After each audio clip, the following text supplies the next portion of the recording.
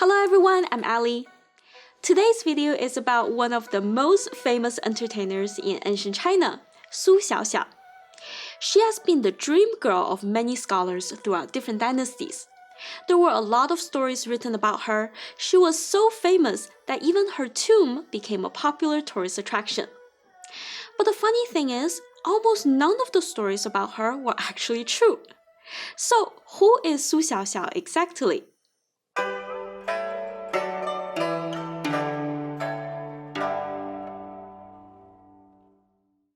Su Xiaoxiao's first name is Xiaoxiao, which means small or little. Let's call her Xiaoxiao from now on. Her first appearance in history is in a book called New Songs from the Jade Terrace. It's a collection of poems from the Han Dynasty to the Southern dynasties. There was one poem titled Song of the Qian Su Xiaoxiao, and there were only 4 lines. I ride in an oil-painted carriage. He rides a blue-white horse. Where should we tie the knot for a heart? Under the pine and cypress by the river. This was in fact the first and only written record about her during her time, which is during the Southern Qing Dynasty. The poem didn't give us much information besides that she lived in Qiantang City, today's Hangzhou, and was fairly well off because she was able to ride in an oil-painted carriage. And also that she was spirited enough to pursue her own love interest instead of a family-arranged marriage. But the poem didn't tell us anything else, such as whether she was a common girl, a noble girl, or an entertainer. So how did she become a legendary figure that we know today? After this original poem, her name was not mentioned again until the middle of the Tang Dynasty, some 200 years later. The Tang Dynasty is famous for its poets and their beautiful poems. During this time, Xiaoxiao suddenly became a hot topic among poets. Many famous poets, including Li He, Liu Dan, Bai Juyi, Liu Yuxi, Du Mu, Wen Tingyun, and even the Tang Dynasty Prime Minister, Quan Deyu, all mentioned her in their poems. Even though this was 200 years after her death, people wrote about her as if she was alive during the Tang Dynasty. They praised about how lovely she was and visited her tomb and pitied her passing. But in these poems, people seem to all describe her as an entertainer, which is someone who sings, dances, or plays instruments as a profession. In ancient China, entertainers were different from prostitutes. You can learn more about the Chinese entertainment industry in my previous video. So by the Tang Dynasty, Su Xiaoxiao had gained a new identity, a popular entertainer who lived in Qiantang City. By the Northern Song Dynasty, she came back as a beautiful ghost. A government official named Sima You dreamed of her on his way to Qiantang City. When he arrived, he found out her tomb was right by his house. He wrote a poem about her and passed away not too long after. Someone adapted the story into a romantic novel and made Xiaoxiao popular again.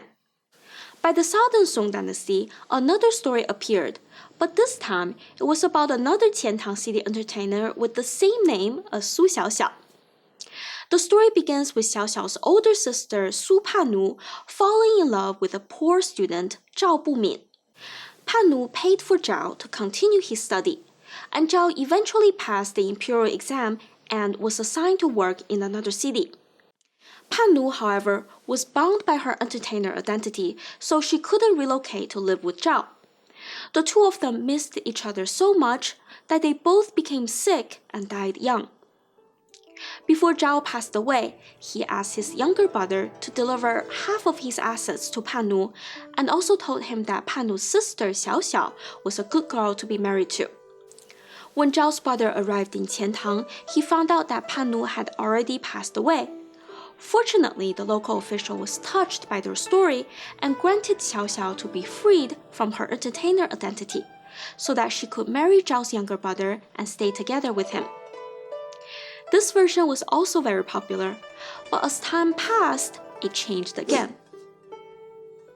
By the Qing Dynasty, an author wrote a long and detailed novel about Su Xiaoxiao by combining the Song Dynasty Xiaoxiao's sister Panu's story and another entertainer's story, and it became the story of Su Xiaoxiao as we know today. So this novel begins with Xiaoxiao being born into an entertainer's family. She never knew her father, and her mother died early. She only had an aunt. When Xiaoxiao was around 14 to 15 years old, she was already beyond beautiful and very talented. Many rich bachelors wanted to marry her, but she was only in love with a boy riding a blue-white horse. They tied the knot with Xiaoxiao's aunt's help, but after only 3 months, the boy's father, a prime minister, forced the boy to leave her. When Xiaoxiao was heartbroken, she met a young scholar traveling in a state of dire poverty. Xiaoxiao recognized his talent and offered 100 gold to him so that he could continue his journey to the capital city for the imperial exam. 5 years later, Xiaoxiao had garnered more popularity among the wealthy and the powerful. When someone tried to insult her, she handled it gracefully with a poem. She then decided it was time for her to retire, but that's when she caught a bad cold and passed away at the young age of 19 years old.